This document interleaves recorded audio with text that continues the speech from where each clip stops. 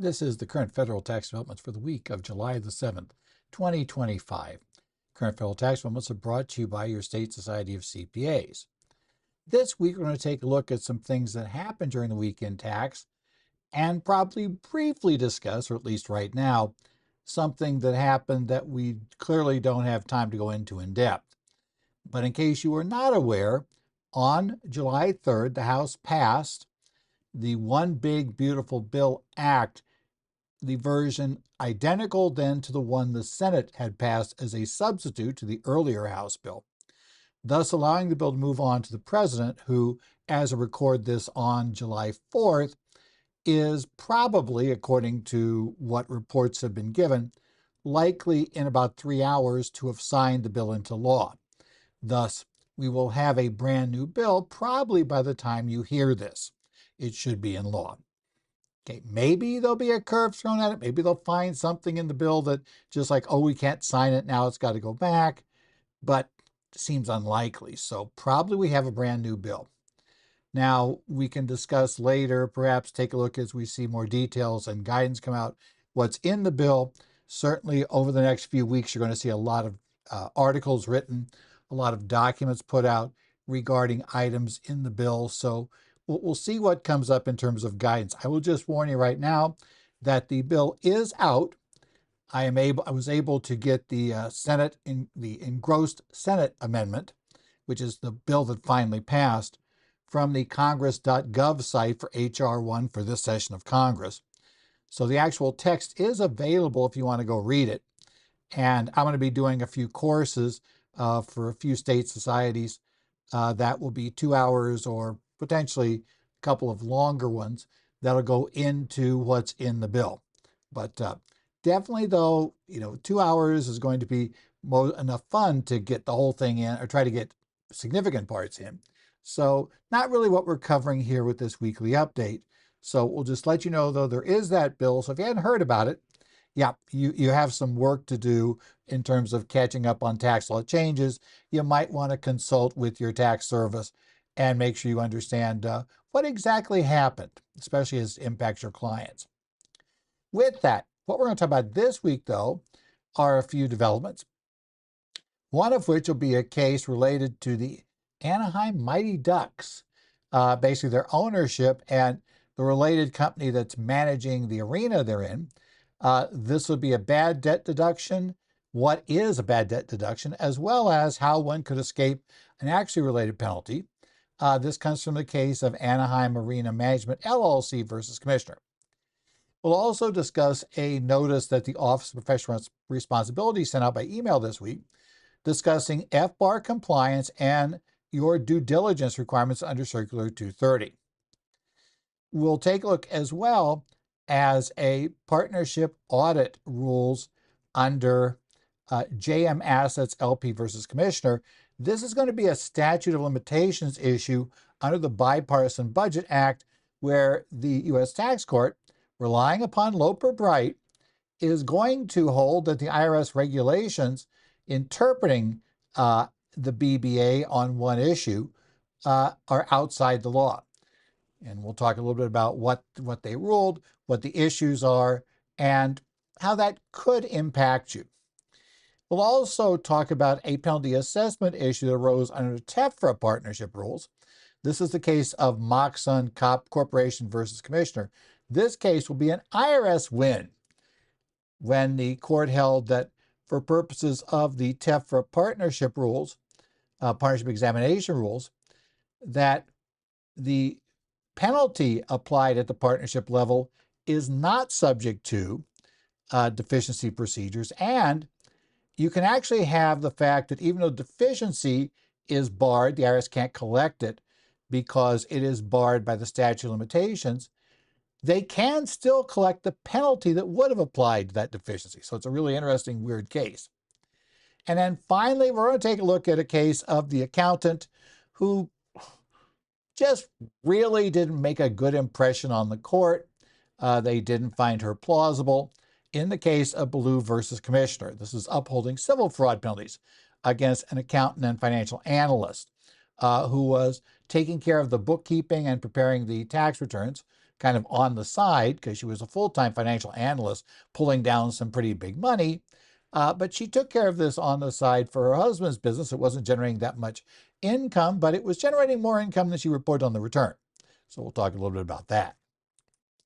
So let's talk about the bad debt deduction issues that came involved in the Anaheim Arena Management case, LLC versus Commissioner, and also why, in this case, the partnership did not get hit with accuracy-related penalties, even though the court clearly held that there was no bad debt.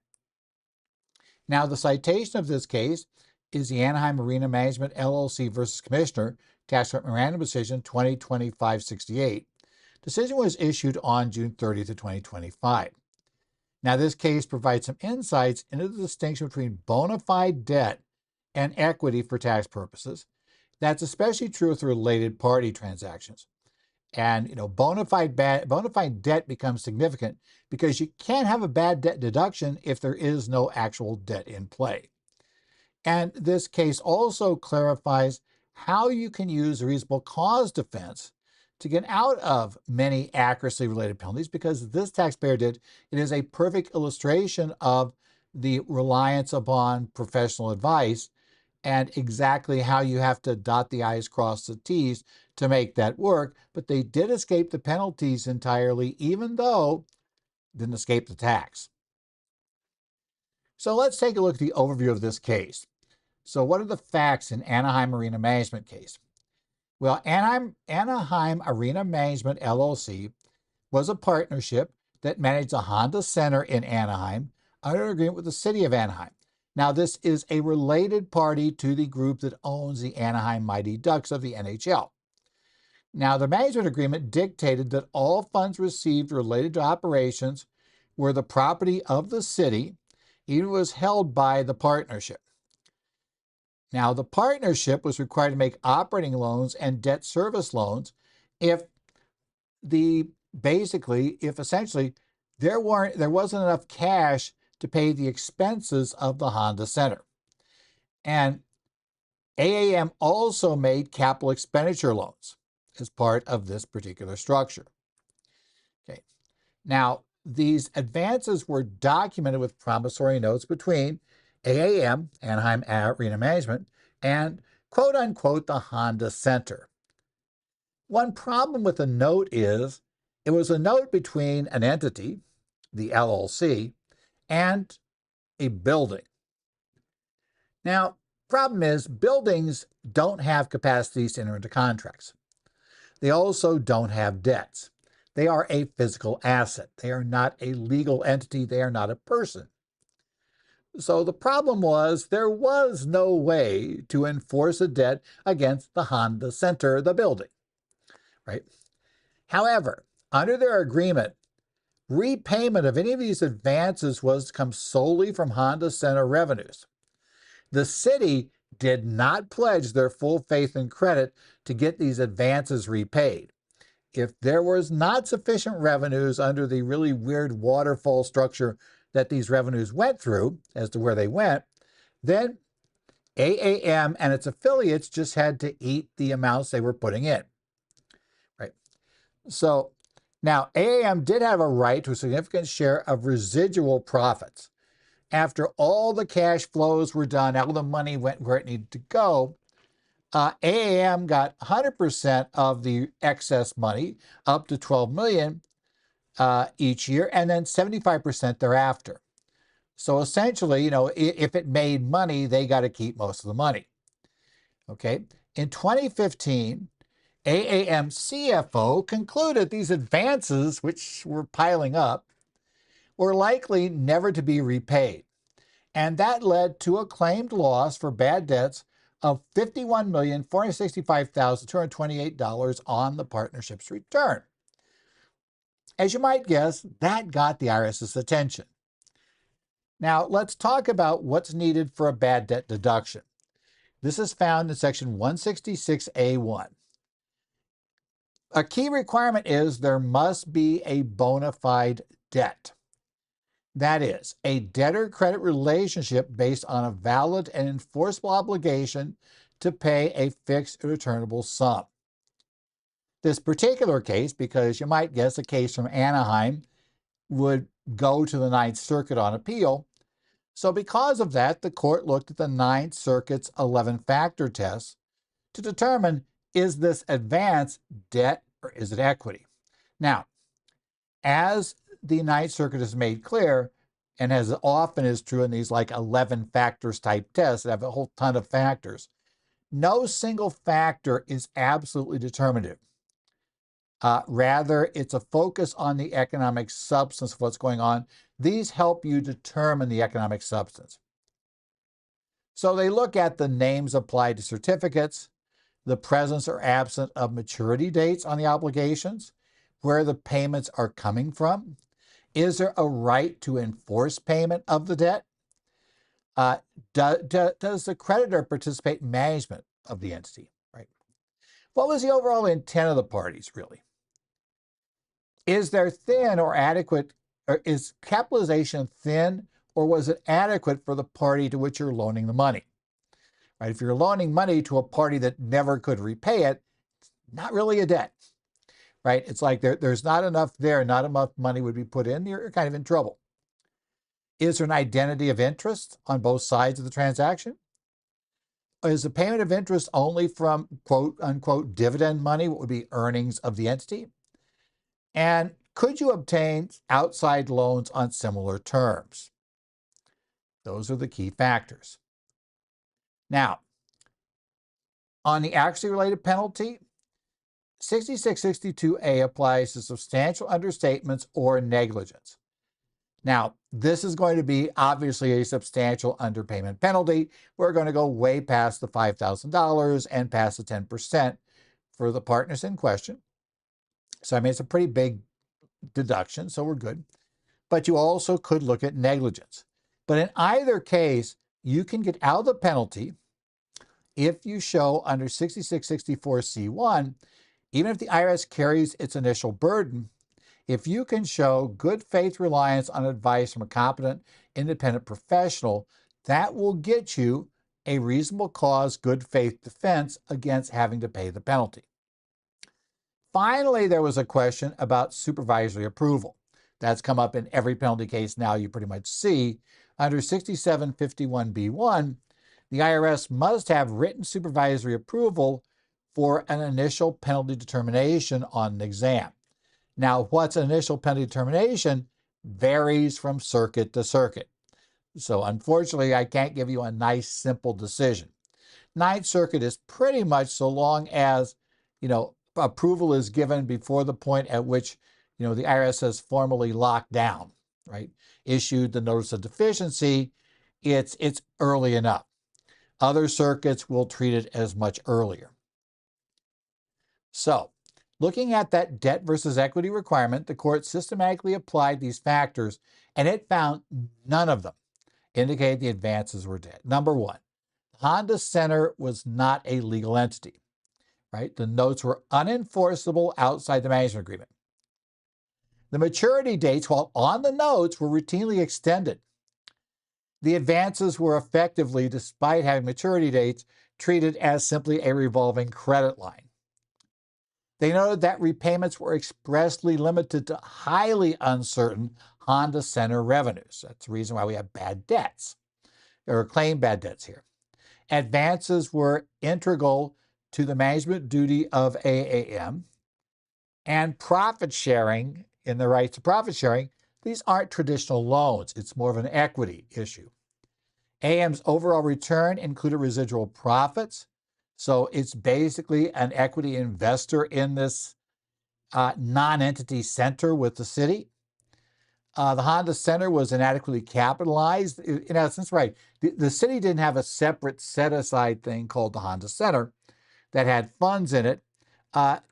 There was really nothing coming from the other partner in terms of that would have given you any basis for the debt. In essence, you're loaning money to an entity whose only real equity or cash as you have it is coming from you. That's not much of a that's not really a loan thing when you're one of the owners and you're putting money in, right? Not really going to work. A third-party lender would never have made these advances on similar terms.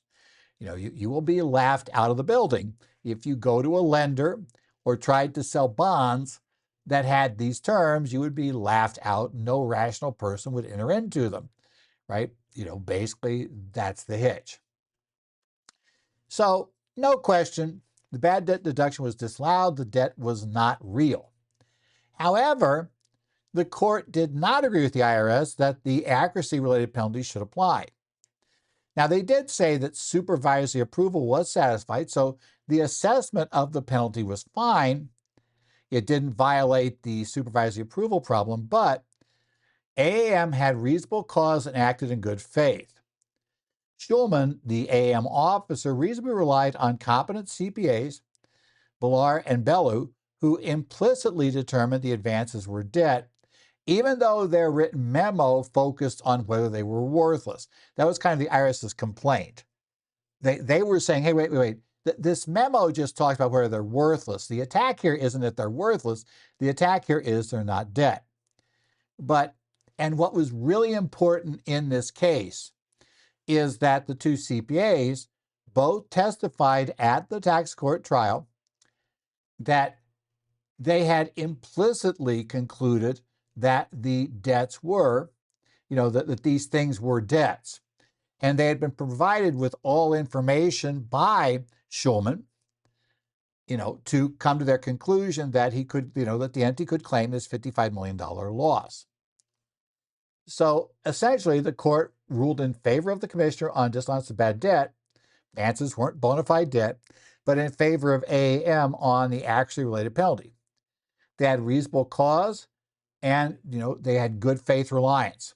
They didn't go opinion shopping, right? They just went to a CPA that they felt, CPAs that had the apparent ability to give advice on this issue. They gave them all relevant data, and they followed their advice. Now, what doesn't work, as I said, is if we discovered that you went to 35 different CPAs or CPA firms across the country, and the first 34 said you're crazy, no way you can do this, and one finally said yes, that wouldn't be good faith. You weren't really seeking out advice and following it. You were just going to keep going till you found somebody who maybe was, let's say, not competent or whatever, but would give you this out in the middle of left field decision. That's not what they got here. They didn't do that. They weren't opinion shopping, and they actually followed the advice. So the court said, we're not going to penalize you for that. Now, some takeaways from this case. Number one, substance over form. That's really true with related party notes. Merely documenting your advances as loans and notes is not sufficient to save the day. Now, I will say failing to document them can be really problematical, but documenting them doesn't automatically mean it's good. Keep that in mind. In this case, the underlying contractual relationships and repayment terms just don't support a true debtor-creditor relationship. A key issue we always have to ask is this a real loan? And if you are in equity position, there's a chance they'll try to say it's equity. But if it's let's say a relative, some other party that you'd want to favor, they also may decide, that it was a gift or something of that sort. It's really important to show that when the transfer was made, there was an intent for that to be repaid by the other party. That's why I always get a little nervous when people start writing letters about, well, we're going to loan your kids, what is it? Let's say we're going to loan the kids $250,000, right, to whatever, buy a home, or down payment, which you're supposed to disclose if you did this loan, but that's a whole nother long discussion. We'll ignore that side of it. But I'm going to loan you the money, but what we're going to do is every year we're going to gift you the money to, so that for whatever you need to repay, we'll use our $16,000 or $17,000 each here in Arizona community property state, so we can use $34,000 if we're a married couple, and if we're loaning to our son and daughter-in-law or daughter-in-law and son-in-law, we could use another double up there, to get a lot going per year and just kind of waive it that way. That's not a good thing to say up front. I always get nervous when I see people give that advice. It's like, that would be bad because that shows no intent to repay. If there's not intent to repay, then we have a problem. So I always have a little concern with those. I'll just mention it because, gang, this is the test the courts use. I realize people do that all the time. Don't tell me, I don't need to, let me know that you do this all the time. But be aware that it does cause a problem of proving an intent to repay. Nobody ever intended it. It was intended to be a gift all along. That's not a good thing to have, that out there documented in writing. It's also not a good thing to say. That's kind of the problem, because parties, and what sometimes happens too is if the parties no longer get along, then in litigation it's going to come out, that there was this promise that I would never have to repay this. And yeah, that's the sort of thing the IRS can go to get those, get those documents from court, and just start using that as saying, hey, look, here's what happens. We have this testimony that you in essence said they never had to repay it, and and the court, let's say in Arizona, ruled, yep, they don't have to because they had the assurances they wouldn't need to. You say, well, pretty much that wasn't a loan. Tough luck. Related party transactions especially are subject to scrutiny, right?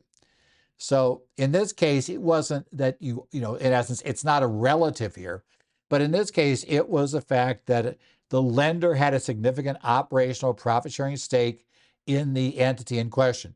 This is a big problem for loans to or from a closely held company. Again, you got to show there was legitimate intent to repay. I am very nervous when I see tax practitioners who regularly just throw everything into a due to from account. First thing is the open account debt rules. That's an S corporation. We got all kinds of potential issues that arise there. But secondly, in essence, you can't journal entry a debt because it has to have been the intent of the parties when they issued the check, to have it, be a loan and repaid. Not just that they grab the first available checkbook because all the money's mine.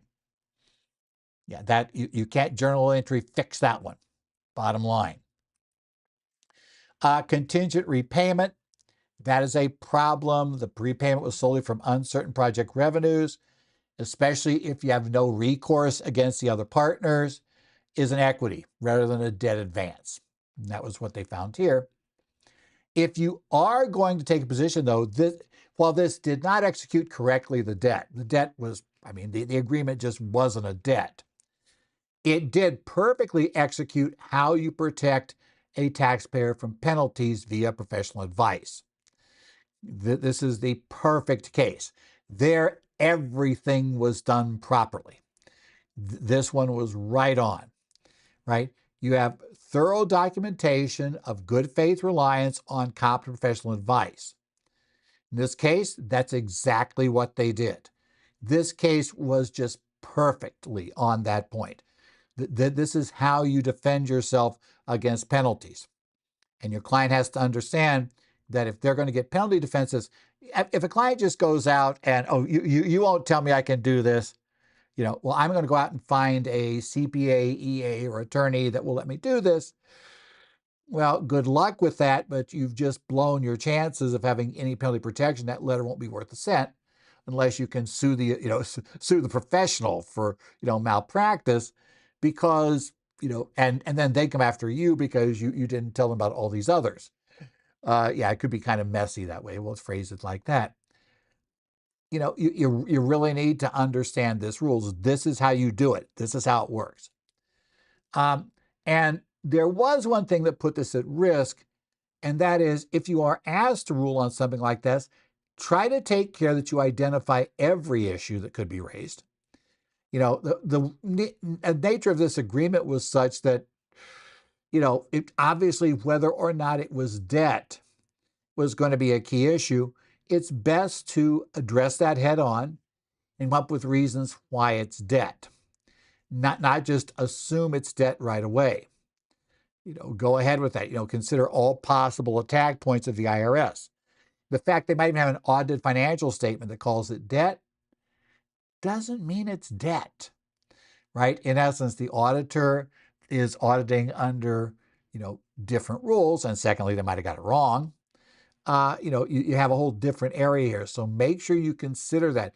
Anytime we have related parties and we have something that's a debt, and it's going to be important that that be a debt, you really got to consider whether you can meet the bona fide test and consider the potential IRS tax on it. Next up, the Office of Professional Responsibility sent out a little email this week that talked about FBAR compliance and your due diligence requirements under Circular 230. Right. So this was an alert from the Office of Professional Responsibility, issue number 2025-10, issued on July 2nd with the title, Tax Practice Obligations and the Report of Foreign Bank and Financial Accounts. Now, the FBAR, FinCEN Report 114 for its official name, is a critical information report for identifying foreign financial accounts held by a taxpayer, right?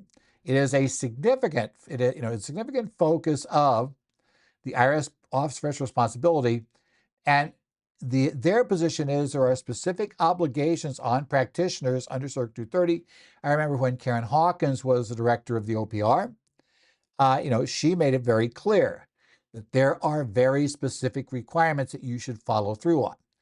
And you really need to do this too, not just so much for OPR, because, we might wonder whether some later case law, really backs up OPR's position on this.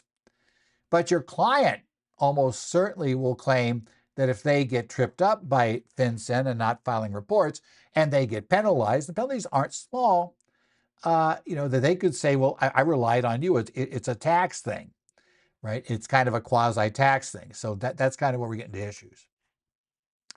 And the fact that OPR has always said that you have a responsibility on it because it is on the 1040 Schedule B, ask about it specifically, and how in the world do you fill that out unless you had found information about should that be checked yes or no at the bottom down there. It's a problem. Now, of course, the purpose of FBAR was to identify individuals using foreign accounts to circumvent U.S. law, money laundering, etc., that kind of thing, or just conceal their income. The old offshore bank account issues, those things are why we have the FBAR requirement.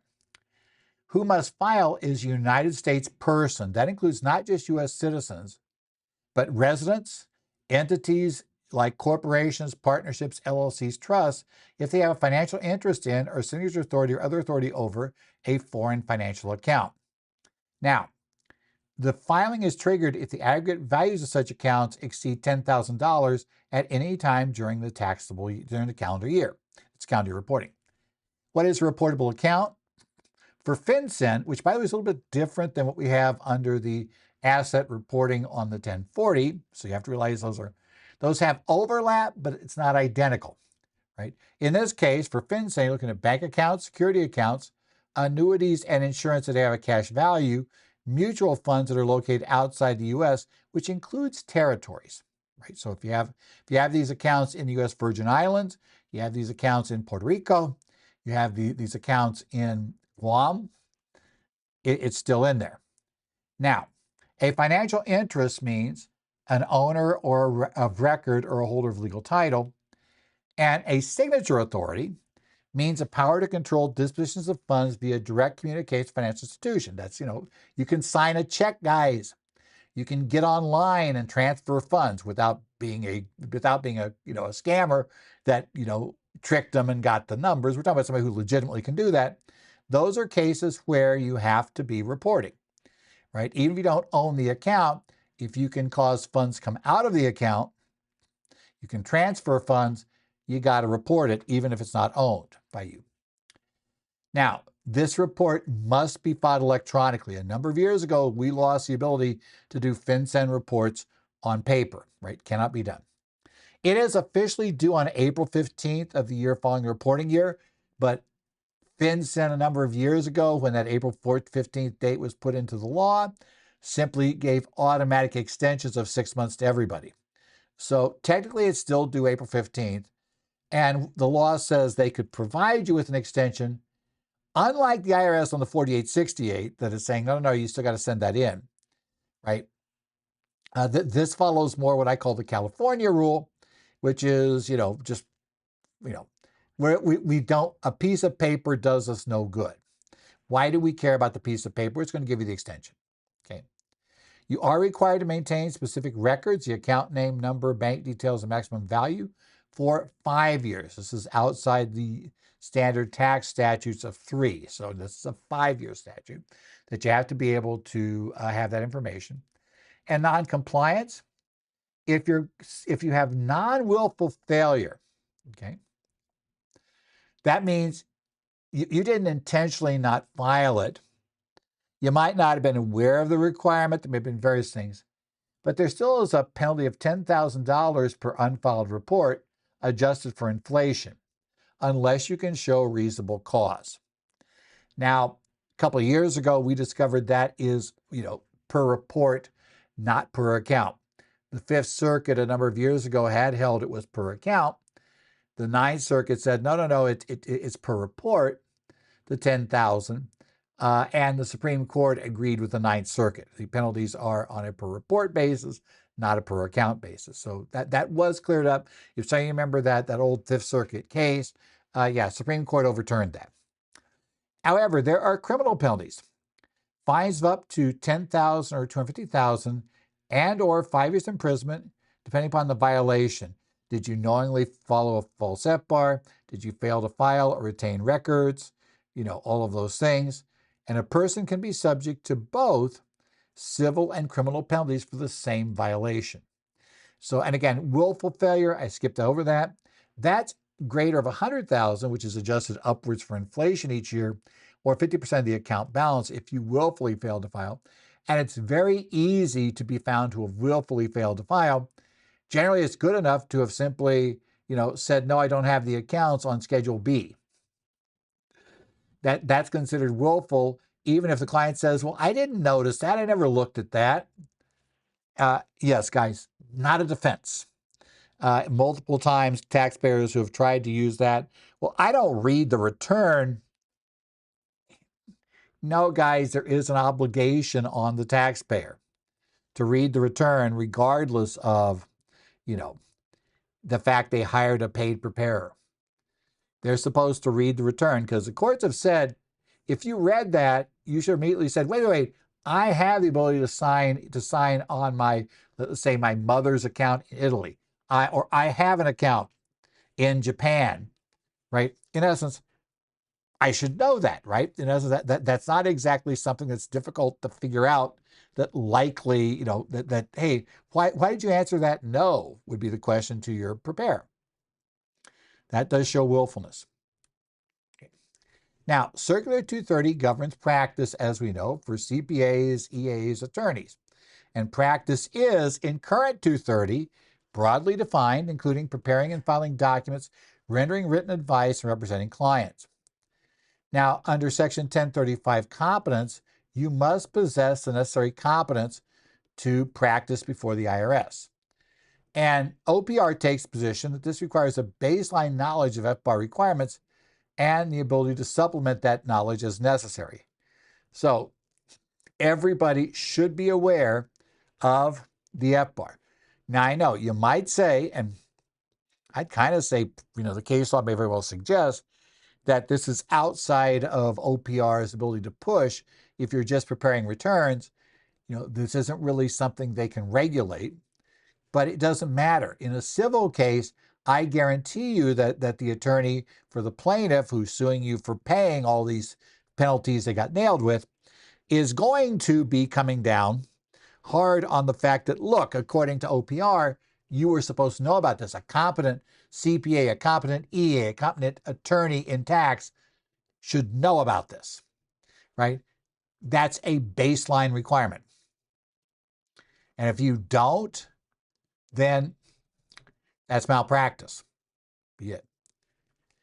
They also say under the diligence provisions of 10.22a, which now I really wonder up on whether this one's valid. But again, I'm less worried about OPR than I am about the civil case. I think in the civil case, you're going to have trouble with this.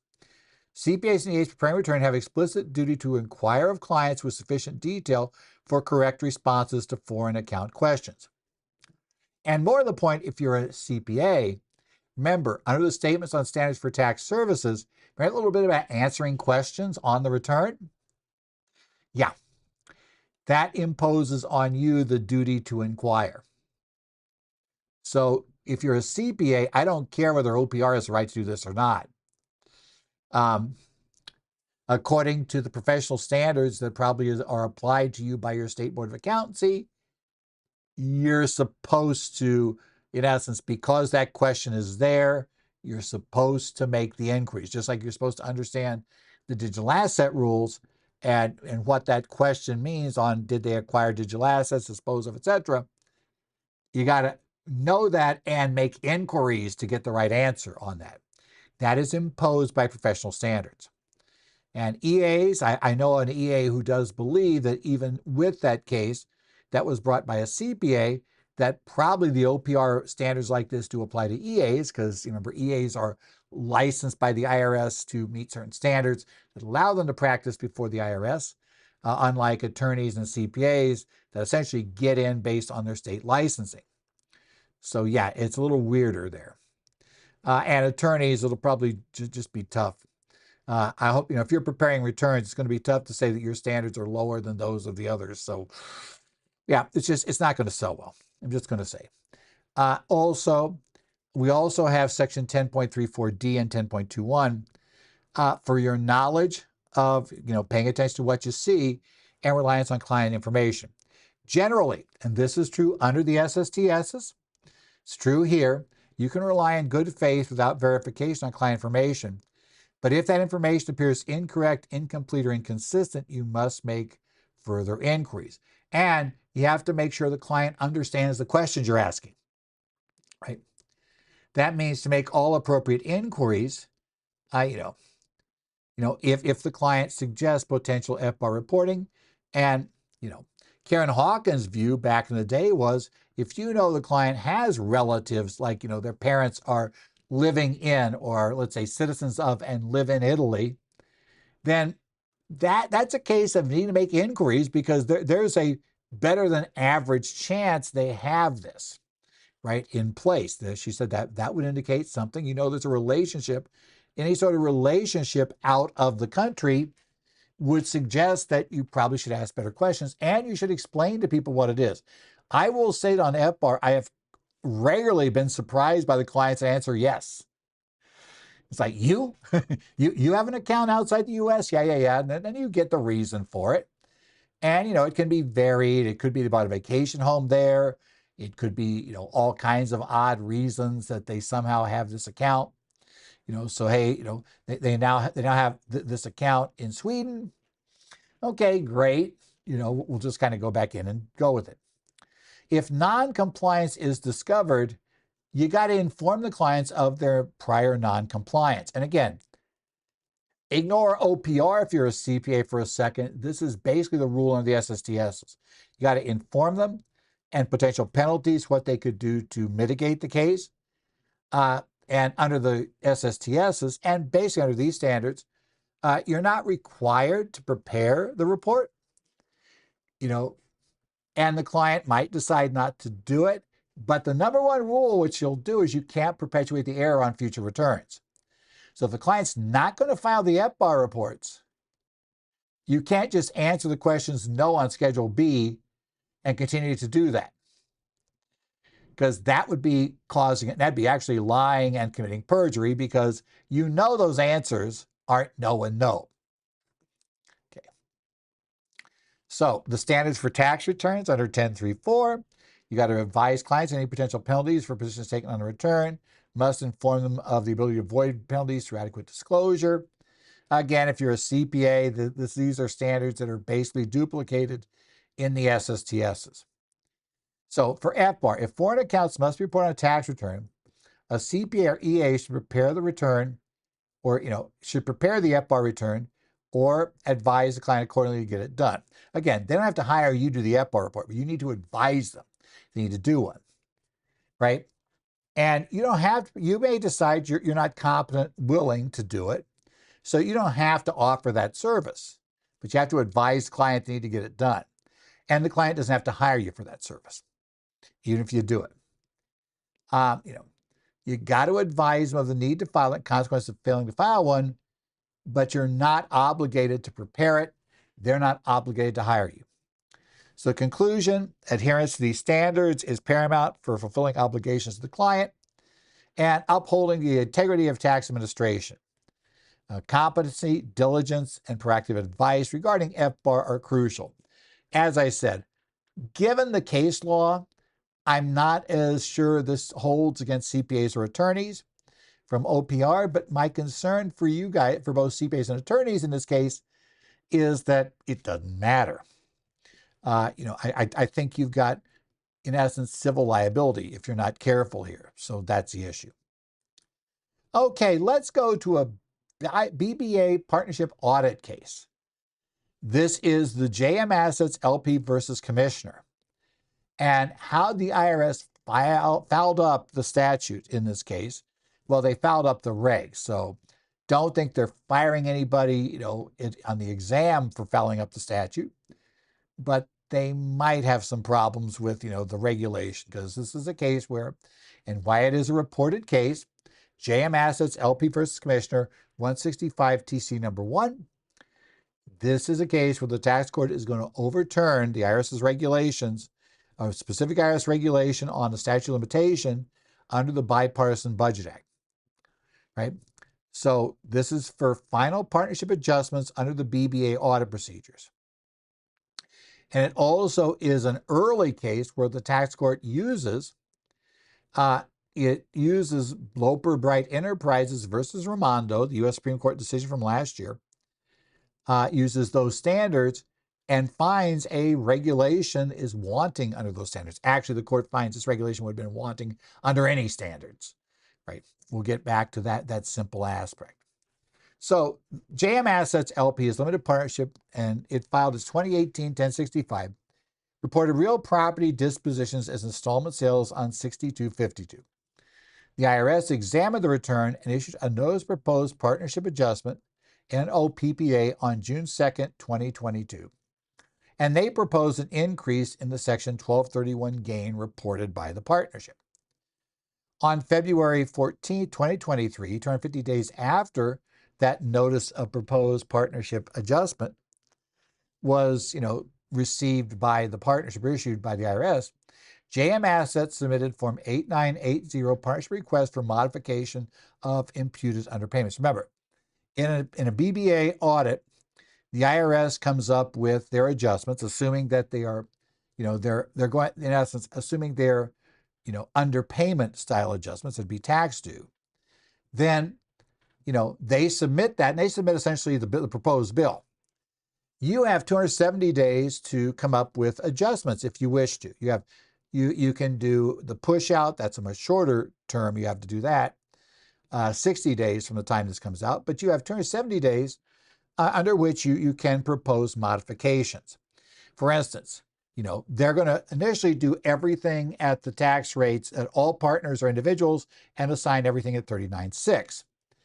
But if in fact a 30% partner is a C Corp, you can do this, Form 8980 request for modification and get the amount being allocated to that partner down to 21% by providing the specified information with the Form 8980. And with this, they did not submit Form 8981, a waiver of the modification period. Now, here's where things get involved. The IRS approved the modifications but issued a notice of final partnership adjustment on December 1st, 2023. What's going to be important here is when the statute began to run on how long the IRS had to issue a notice of final partnership adjustment. Now, JM Assets said December 1st of 2023 is too late, IRS. You missed your date. Okay. Under Internal Revenue Code section 6235A2, okay, no adjustment can be proposed by the IRS after 270 days after the date on which everything required to be submitted is so submitted by the taxpayer for a modification request. Now, in Regulation 301-6235-1B2, They defined this limitation as being the earlier of the end of the 270-day window from the notice of, the proposed adjustment, or from the day a waiver is submitted, right? Now, JM Assets argue this exceeded the statutory authority. They're saying the day they submitted everything, especially because the IRS never requests any additional information. The IRS had 270 days from the day they submitted their request for adjustments to issue their actual adjustments. Okay. Now, the court cited Loper Bright Enterprises versus Raimondo, last year's Supreme Court case, that emphasized that the courts must exercise independent judgment on agency authority. And Loper Bright takes the position that statutes must have a single best meaning that is fixed at enactment. We can argue whether that's realistic, etc. We can argue various parts about it, but nevertheless, that is the Supreme Court's holding. And in this case, it's not going to be a tough call per the tax court. Now, substantial omission of income section 6235C2 and 6501E1 Cap A, that extends limitation period to 6 years if the omission is in excess of 25% or greater of the gross income. But under a clue test that was found in the Colony versus Commissioner case, there is no omission as long as the return provides a clue to the omitted item by adequately disclosing its nature and amount. Okay, so the IRS is trying to get out of this, saying we're on time by 2 rules. Number one, we're within the 278-day window under the reg. And number two, that there was a substantial omission of income, right? And so because of that, it's a 6-year statute rather than a 3-year statute, right? Or in this case, so there's extra time to go back and fix it even. Now, what was the timeliness of the final partnership adjustment? The court said the code directly conflicts with the regulation, right? 6235A2 says very clearly that once everything's submitted, the 270-day period starts running on the IRS. Now, the Treasury regulation attempts to buy the IRS additional time. But JMS has submitted everything required on February 14th, 2023. The IRS does not claim that they needed any other piece of information besides what they were given on Valentine's Day in 23 to basically issue this. That 270-day period from February 14th expired on November the 11th, but because that fell on a weekend, it would be extended to Monday, November 13th. Well, that's going to be essentially 18 days before the IRS finally issued their FPA. Tax court said, IRS, you missed the date. The regulation that you wrote is contrary to the code. And gang, code beats reg, right? Simple rule here. If the code is, basically, in this case, the court said, look, the code doesn't allow for any other interpretation. If the language of the code is clear, we're done, right? Case I mentioned before, the Germain case multiple times, we're done. Game's over. IRS, you're rigged attempts to buy time, but you're not Congress. Congress said it was 270 days from the date that everything required was submitted. And you missed the date. Okay. Well, what about substantial omission of income? Well, the court said, no, the fight was over the installment reporting, etc. And they said the chance that there could be an underreporting of income, the basic thing at question here, that income was adequately disclosed in 62452, which provided detailed information about the property sales and the installment income. The alleged omission was the increase in the 1231 gain, not a failure to report the income, right? But remember, an installment sale would delay the reporting of net income, but the gross income was already there. Understanding gross income by misstating cost and basis is not an omission as long as adequate disclosure provides a clue. The commissioner's argument was supported neither by the facts nor the law, and there's no point, because the IRS was asked to go back and amend their pleadings when they began to realize that the court didn't seem to be leaning their direction on the reg. They said there's no reason to go back and let you amend your pleadings and argue about this because it's futile, right? Based on what we have in front of us right now, regardless of what you could bring us, you're not going to carry the substantial, omission of income side. So the court granted the partnership's motion for summary judgment. The final partnership adjustment was simply untimely. IRS out of luck, won't get the tax. And they denied all of the IRS's motions, including the attempt to assert a substantial omission. Remember, Treasury regs cannot contradict the plain text of the code. Now, remember, it's plain text. Not your hope that it's plain. We got to be able to stand back and say, could a reasonable person read this text and come to any other conclusion about how to read it? And many times Congress is not that clear. So, there's a lot of code that doesn't have plain text right off, and then we get into, more complicated statutory interpretation issues. But in this case, it was darn simple. 270 days after the last item submitted, the last things needed submitted. So we know that date, and it's not the date you're trying to use, IRS, right? Importance of timing, you got to watch those clocks. 270-day clocks first runs on you as a taxpayer to make your proposed adjustments to the assessment. And then the IRS has 270 days after that. And, keep your eye on those numbers, keep your eye on those dates. Obviously, somebody handling the audit, advising the taxpayer, knew about the 278-day rule and said, hey, we're outside the scope of that, guys. Not going to work. It's also important, especially with things like installment sale, adequate disclosure is key.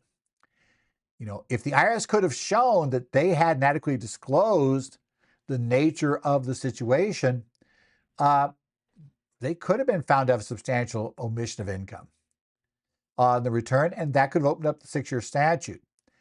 I know a lot of people like to do the minimalist reporting, but there's a risk to minimalist reporting on the return. Yes, we're not volunteering that to the IRS, but not volunteering it, take a look at what you're not volunteering and make sure this could not change what would be a 3-year statute into a 6-year one.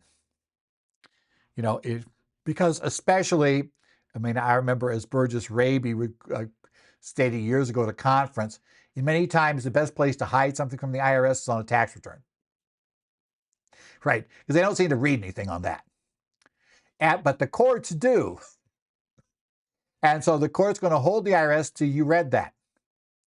No, they didn't. Remember, though, it's the same thing as that client with the FBAR. Well, I didn't read Schedule B. IRS, tough luck, you didn't read it. You gave people the forms. You asked them to submit stuff. You probably need to actually read that stuff. Let's be clear here.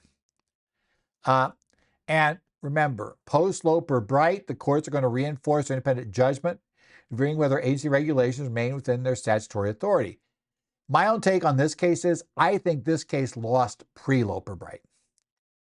I don't think you needed Loper-Bright, because I don't think it passed the Chevron test. Remember, for Chevron, there first had to be ambiguity. And ultimately, this statute didn't have it. So I think it would have failed under Chevron. But it clearly fails under Loper-Bright. The best interpretation of the statute is, if the statute is not ambiguous, the only interpretation the language allows. Okay. Let's go into a TEFRA audit now, just for fun, and a really quirky result here. This is the case of Moxon Corporation versus Commissioner, a partner in a partnership, right? So this was filed the same day, July 2nd, 165 TC number 2. It's the assessment and collectability of partnership level penalties, but I will warn you, this was under the TEFRA rules. We'd have to go separately to see if it's a belief that the BBA language changes. I'm thinking it probably doesn't, but it could. It distinguishes the treatment of the underlying tax deficiencies and related penalties, especially when procedural errors lead to the abatement of the tax. Okay. Now, this corporation was a partnership in AD Global FX Fund, LLC. AD Global engaged in the transactions generated purported losses, which the IRS disallowed. And there was a 40% gross valuation misstatement penalty, 6662H, assessed at the partnership level.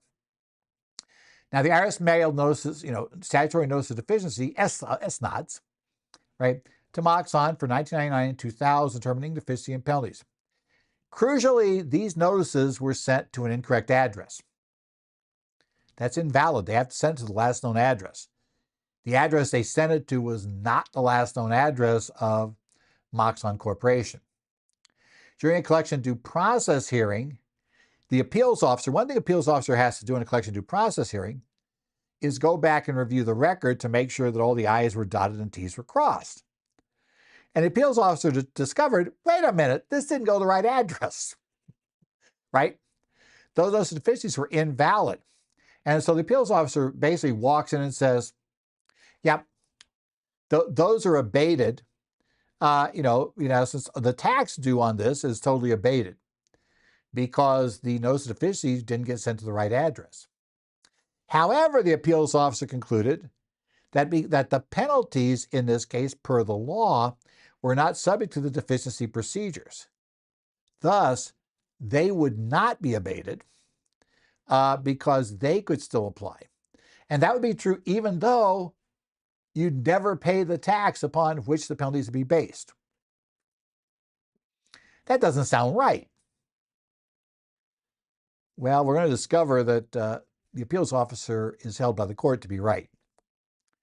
Now, issue number one, do deficiency procedures apply to penalties? Remember, the tax is not a question here. Everybody agrees the tax isn't due. The IRS screwed that up, right?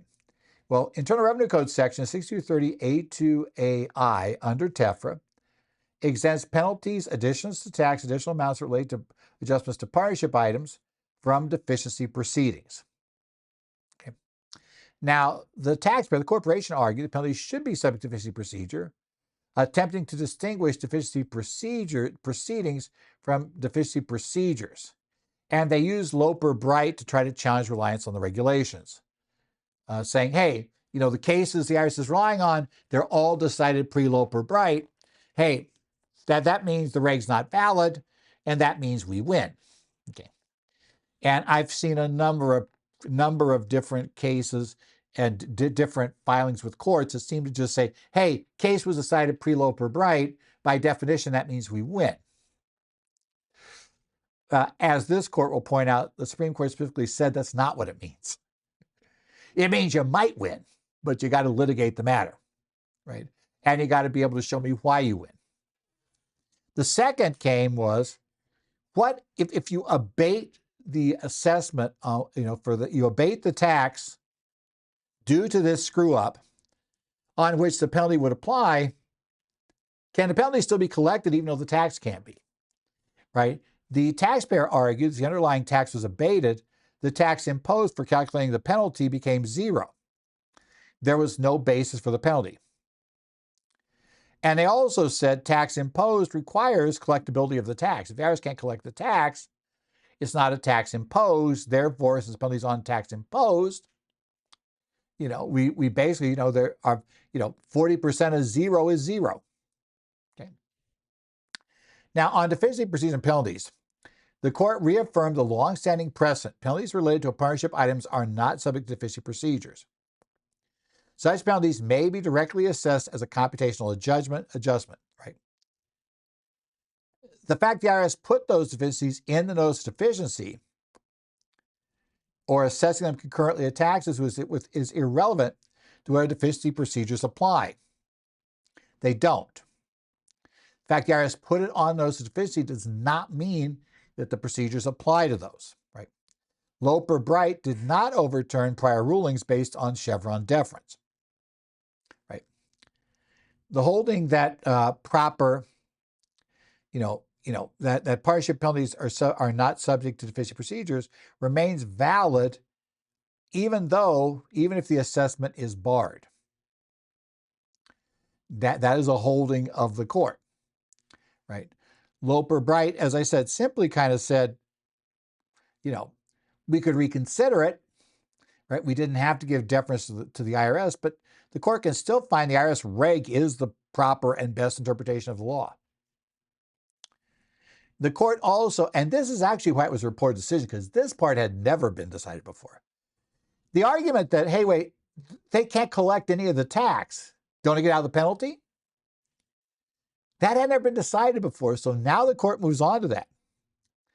Tax imposed in 6064A refers to the correct amount of tax required to be shown in return. It never mentions the IRS's ability to assess or collect it. Remember, the statute of limitation bars the IRS from collecting the tax. It doesn't say there was no tax. Right? The tax liability can exist even if the IRS cannot collect it. They're barred from assessing it or collecting it or keeping the money if you send it to them, which they are in this case. The basic formula for underpayment is correct tax, not correct tax the IRS can collect, but correct tax, legitimately determined to be correct tax minus reported tax equals the underpayment. And the doctrine of set-off supports this. The tax liability can reduce an overpayment even if the assessment is barred, right? Let's say the tax was overpaid, right? In that, in let's say in a closed year, well, because you had withholdings, they could reduce that overpayment, right? They're not giving you a refund on the overpayment. You may have heard about that sometimes before. You go back, you ask for a refund of tax from a prior year. IRS doesn't get around to, coming back. They basically can offset that still, because even though the refund, they can offset. There's an overpayment they could offset by showing additional taxes due. They could not have directly assessed the tax. So they go back, you had gotten a refund of taxes from an amended return from, now it's 3.5 years ago beyond the statute, when the refund, when the year applies, but you'd only gotten that refund within the last 2 years, you'd applied for it. Yeah, they go back, find the tax, there's additional tax due for that year, and they can then collect back some or all of your refund. It works. So the tax court granted the IRS's motion for partial summary judgment, ruling the penalties were properly assessed and collectible, despite the fact the underlying tax was abated due to procedural error. So if Moxon is going to get around this, right, they would have to be able to defeat the actual tax, that the tax is not the proper amount. Okay. Now, like we said, partnership level penalties are distinct, right? Penalties earned at the partnership level, TEFRA, and probably BBA, have separate assessment and collection rules for individual liabilities. Procedural errors on tax do not negate the penalty. An IRS error that invalidates the assessment collection of underlying liability, incorrect address on the statute of notice of deficiency, does not automatically invalidate related partnership level penalties. And the calculation of tax imposed for penalties doesn't care whether the IRS can collect the money or not. There's no question they can't here, but that does not matter. So taxpayers challenging partnership level penalties typically must do so via a refund action or a CDP case to raise partner level defenses, not through prepayment tax court deficiency jurisdictions. Right? That's how you challenge the penalty. So what the taxpayer would need to do is pay the penalty and then sue in district court to challenge the penalty. Okay, next up, let's talk about fraud penalties. Actually, our last case this week. This is Beleiu versus Commissioner, the accountant. No, not Christian Wolf, but somebody else here. This is Beleiu versus Commissioner. Tax court ran decision 2025-70. Decision came down July 2nd. This is the standard for civil fraud penalties, which is a fairly high standard. But this accountant was very helpful to the IRS in getting civil fraud penalties applied against her. Interestingly enough, they did not apply against her husband, who actually had the business in question. The problem was she was an accountant, and not just your standard graduate with a bachelor's in accounting, who might have, never used accounting again after graduating. No, we're talking about somebody here who had an MBA with an emphasis in accounting and had a well-paid full-time job as a financial analyst. So what this showcases how circumstances, evidence, and especially her financial background and her lack of cooperation can essentially make the case for a fraud finding. Okay. Now, the petitioners here, the Beleius, filed joint returns for 2012 through 2015. Mrs. Beleiu, she had accounting degrees, bachelor's, and she had the undergrad, and she had the master's, the MBA with accounting emphasis, and she had long experience as a financial analyst, was the record keeper for Remtrix LLC and iTrainX Consulting Groups, and prepared the tax return. Remtrix income was reported on Schedule C. By the way, both of these were owned by her husband, right? iTrainX income was not reported. Now, during the exam, the IRS agent assigned to it, O'Hare, found some significant issues. She found gross income was substantially underreported for Remtrix. In 2013, in essence, in this case, Naomi Beleiu, the person who's the one we're worried about here, she prepared a 1040 showing $38,946 of gross income versus $334,064 of blanks deposits into the Remtrix account. There are a few bucks there that need to be explained. She initially claimed that iTrainX was dormant, but after the IRS got some subpoenas and went to the bank and got all records related to them, discovered that, in essence, there were significant receipts for iTrainX in their bank accounts, $38,600 in 2013, $71,250 in 2014. Mrs. Beleiu did not, Naomi, provided incomplete bank statements when records were requested, and claimed she had no contemporaneous records, that she just, prepared the tax return every year by going through the bank statements. Now, that might have been an okay thing for somebody who, let's say, had no training in accounting. Maybe you have a PhD in English literature, but you could still be that you wouldn't understand anything about accounting, and you might think just going through the bank statements was fine, or something like that. You might think not having current records is fine. But this particular person, she had not only an undergraduate degree in accounting, but a graduate degree with emphasis in accounting. She worked as a financial analyst, which is going to get even funnier here in a second, considering what she claims she didn't understand. It's difficult to say that she didn't reasonably know that she probably needed better records than simply going and grabbing bank statements and throwing things together at the end of the year, that was going to be there. There also were significant cash dealings, which make it a lot easier to hide things when you do that. They had agreed to the tax deficiency. The IRS conceded the 2015 fraud penalties, and all fraud penalties for Mr. Beleiu, who was the owner of the businesses. The issue, though, was whether she was liable for civil fraud. Because, see, he was the person who had no accounting knowledge, no understanding, didn't know what should be there. And his wife had training, and she was a financial analyst. I mean, okay, he relied on her. So it's like, now she's the one trying to defend why she shouldn't be held eligible for fraud. Okay, he won the I'm not smart enough to know how to do this. Okay, he got out from ignorance. Ignorance can be bliss in a case like this. But she's going to have a tough time selling it. And as we're going to discover, she doesn't.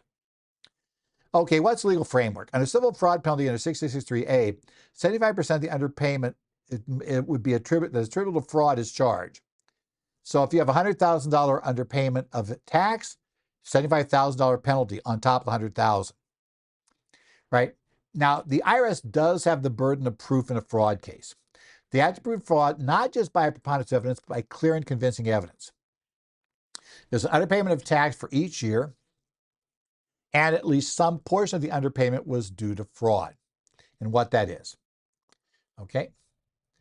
Now, once the IRS shows any part of the underpayment is due to fraud, the burden shifts. The entire underpayment is treated as due to fraud unless the taxpayer now can prove otherwise. And as you might guess, the taxpayer, if you're just relying on their testimony at this point, and the court's already decided the IRS has proven fraud, you're probably not going to be treated as the most believable witness ever. We discover that. Now, fraud's definition is intentional wrongdoing designed to evade tax. that is believed to be owing. That's the tax definition of fraud. Okay. Direct proof rarely happens. Rarely do we have this kind of, direct proof. Taxpayer rarely says, "I am committing fraud." Right? I'm sitting down here and saying, "I believe I owe $100,000, but I'm going to do all this odd stuff fraudulently to keep the IRS." That's not ever going to be found. Rather, you're going to find circumstantial evidence that provides what the courts refer to as the badges of fraud. And that's not just in tax cases. We have badges of fraud in virtually any fraud case, right? The taxpayer, its entire course of conduct infers intent. It's going to look at her pattern of behavior with regard to all of this, and then make our call as to whether she was engaging in fraud. That is, intentionally doing wrong to evade a tax that she believed was owing, that she knew she owed tax, and she was she was basically hiding things. Now, some of the badges of fraud, let's see, these are ones that for taxes we have. If you are understating your income, right? If you are keeping inadequate records is a badge of fraud because that helps cover up the fraud, right? Implausible or inconsistent explanations offered by the taxpayer is considered one of the indicators that they are engaging in fraud.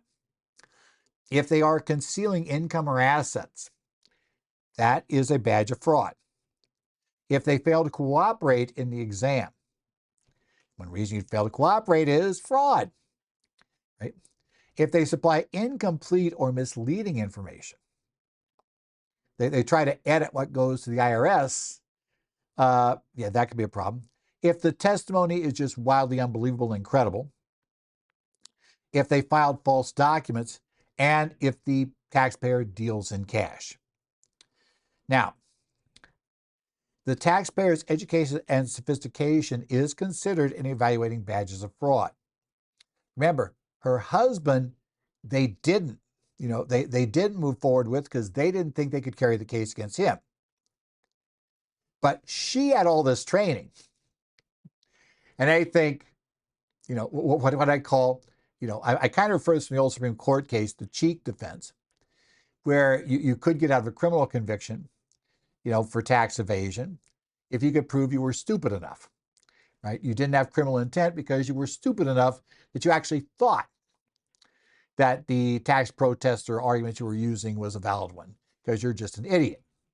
Now, I always like to point out to people that John Cheek on retrial didn't get the cheek defense to work, but that's it. But her husband did get a cheek defense here against civil fraud now. Now, again, we looked at supervisory approval. That was timely obtained. It was stipulated as timely secured, so that's not an issue there. Well, you want to lose, you might as well lose big. The tax court found that all relevant badges of fraud weighed in favor of finding fraud for her. Understating income. And she knew it was understated. Dramatically underreported Remtrix income, only 5% was reported for 2012. And her claim that she was distracted and had family issues, etc., simply is not credible given how short. You could be distracted and miss $5,000, of $5,000 of 250,000. That maybe distraction could get that okay. But you can't really be distracted and miss $245,000 and do it consistently. That just doesn't make sense. Inadequate records despite her accounting degrees. She failed to keep contemporaneous records. She rather relied on piles of paperwork, that she just threw things together with at the end of the year. She gave implausible and inconsistent explanations. Her claim that she confused net and gross income. 2 accounting degrees as a financial analyst, and she claims she doesn't understand the difference between net and gross income. Well, assuming her accounting degrees didn't come from, something you got by sending in old cereal box tops. We used to do that. Those who are younger have no idea what my reference was to. Anyway, essentially, no, she couldn't be this stupid. And one of the problems is most often she doesn't impress the court as being this stupid, which makes it even more implausible. They're saying they find it unbelievable, right? given her background, just didn't make sense. She also double counted deductions. That takes no expertise. You can't claim the same deduction twice. She concealed income, assets, and items. She repeatedly failed to provide all bank statements, and she actually just concealed iTrain X's existence and income until the IRS uncovered them by basically going to the bank and supplying a subpoena for all records that they had for accounts they had, and it came up. And she failed to cooperate.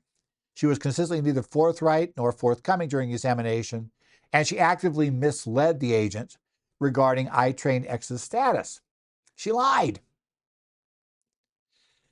Bad news, right? The real question becomes, why in the world did they go to court? Well, this has been the Current Federal Tax Developments for the week of July 7, 2025. Current Federal Tax Developments are brought to you by your state society of CPAs. Be sure to check in with us next week. We'll see what's going on. Keep your eye out. Some of these state societies, I will be doing an update on the new tax bill, which again is going to be long, involved, and messy. Longer than we have with these weekly things to be able to do in detail. So we'll go ahead and work with that. We'll talk about that. I do that. I think I'm also doing it for AFIT at the end of the month. Arizona Forum for Improvement of Taxation, which is a odd cooperative group of the Arizona Society of CPAs, the Arizona Bar Association, the Arizona Enrolled Agents Association, IRS Department of Revenue. Kind of interesting, although the IRS apparently can't send anybody now to go talk, but that's a different issue that we've got there. So we are looking for that. If you have any questions, and I will probably be looking at and making some comments on the whole issue of, the One Big Beautiful Bill Act as I get deeper into it. On there, I'll be, on the websites for or basically for the Connect sites for the state societies for Arizona, New Jersey, Idaho, Illinois, Minnesota, Washington. So keep your eyes out there. Keep your eyes up for what's going on. Otherwise, we will, kind of just keep going here. I will otherwise see you guys back here next week for more current federal tax developments.